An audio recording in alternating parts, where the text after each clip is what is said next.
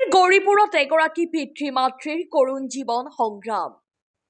ধুবুৰী জিলাৰ গৌৰীপুৰৰ ধোৰাৰঘাট গাঁৱৰ এটি পৰিয়ালৰ জীৱন সংগ্ৰামৰ কাহিনীয়ে সকলোকে আৱেগিক কৰি তুলিছে।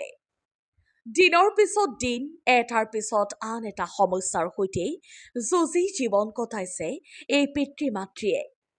পৰিয়ালটোত আছে ৩জন সন্তান, 2জন পুত্ৰ আৰু এগৰাকী কন্যা। কিন্তু দুখজনকভাৱে এজন পুত্ৰ জন্মৰ পৰাই শ্ৰৱণ শক্তিহীন আৰু কন্যাগৰাকী জন্মগতভাৱে দৃষ্টিহীন। আৰ্থিক অনাটনৰ বাবে সন্তান দুজনৰ উন্নত চিকিৎসা কৰোৱাটো দূৰৈৰে কথা। পৰিয়ালটোৱে দৈনন্দিন জীৱনৰ মৌলিক প্ৰয়োজনীয়তাও পূৰণ কৰিবলৈ হাহাকাৰ কৰিবলগীয়া হৈছে। বেটাৰী চালিত বাহন চলাই কোনোমতে সংসাৰ চলাই পৰিয়ালটোৰ উপাৰ্জনক্ষম ব্যক্তি।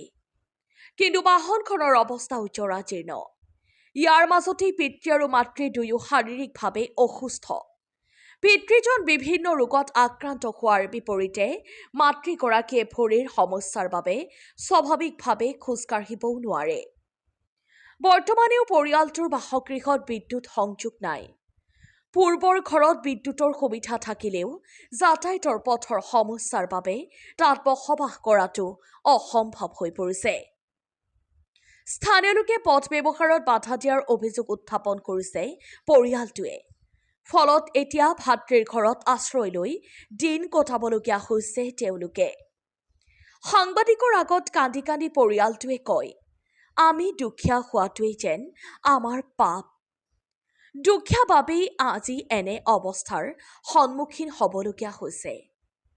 পৰিয়ালটোৰ অভিযোগ অনুসৰি বিভিন্ন চৰকাৰী কাৰ্যালয়ত বহুবাৰ যাতায়াত কৰাৰ পিছতো কোনো সহায় লাভ কৰা নাই। ৰাজ্য আৰু কেন্দ্ৰত একেদলৰ চৰকাৰ থকাৰ পিছতো তেওঁলোকৰ সমস্যাসমূহৰ সমাধান হোৱা নাই বুলি ক্ষোভ প্ৰকাশ কৰে ভুক্তভোগী পৰিয়ালটোৱে। আনহাতে পৰিয়ালটোৱে দাবী কৰা মতে অৰুণোদয়, উজ্জ্বলা আঁচনি, বিনামূলীয়া বিদ্যুৎ সংযোগ আদি সুবিধাৰ লগতে দৰিদ্ৰ সীমাৰেখাৰ তলত থকা পৰিয়ালসমূহৰ বাবে প্ৰযোজ্য বহু চৰকাৰী আঁচনিৰ সুবিধাৰ পৰাও বঞ্চিত হৈ আছে তেওঁলোক।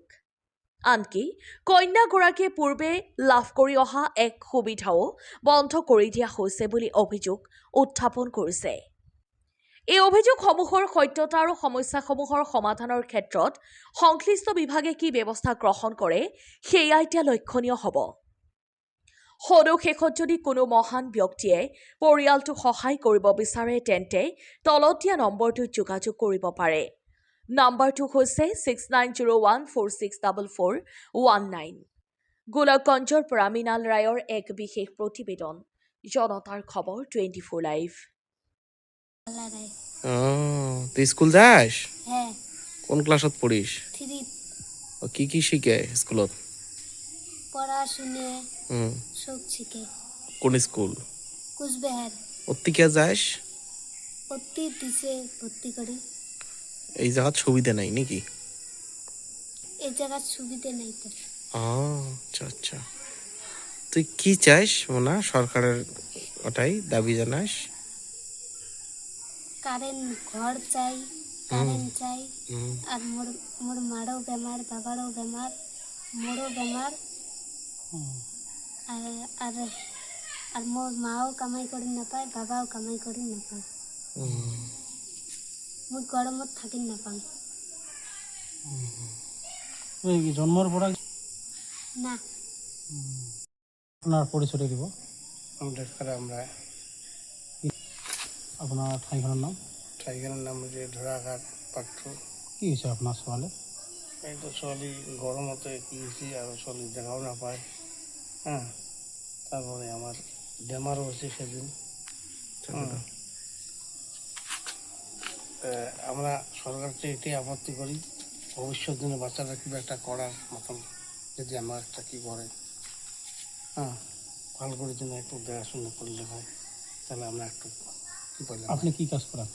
আমি কৃষি কামাই করি। এইটুকে করার মতন তো কিছু নাই।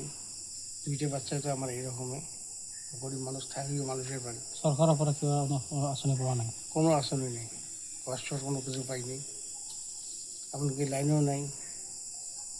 হ্যাঁ, এমন করে থাকা যায় মানুষের বাড়ি?